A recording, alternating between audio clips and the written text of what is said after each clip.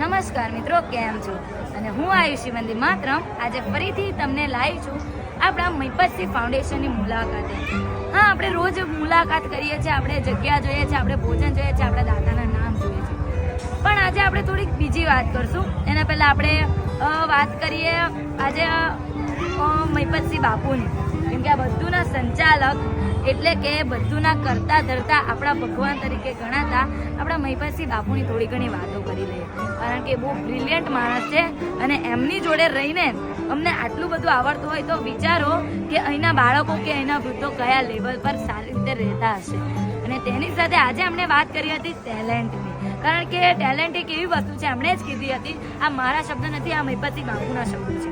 Talent એક એવી વસ્તુ છે કે જે આપણે અહીંથી કંઈ નથી લઈ જવાના, દુનિયામાંથી નથી ધન લઈ જવાના, દોલત, પૈસો, રૂપિયા કે પછી બંગલા, ગાડી, આપણે મોંઘા ફોન લેશું, કંઈ પણ નથી લઈ જવાના. પણ આપણે આ દુનિયાને કંઈ આપશું કે આપણો ટેલેન્ટ આગળ વધારશું અને બીજાને શીખવીને જશું ને, તો એ આપણા નામ આ પાછળ અમર રહેશે. અને તે જ રીતે બાપુએ આવી રીતે મહિપતસિંહ ફાઉન્ડેશન બનાવ્યું છે, કેમ કે એ એમ જ કહે છે કે મારું જીવન બધા નિરાધાર લોકોને સમર્પિત છે.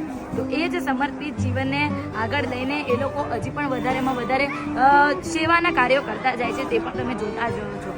અને એકદમ જોરદાર માણસ છે, અને એમની જોડે રહીને બધા બાળકો કે બધા વૃદ્ધો હોય કે બધા દિવ્યાંગ મિત્રો એમને ખૂબ મજા આવે છે. તે જ રીતે આજનું મેનુ પણ તમે જોઈ લો, જોરદાર મેનુ છે.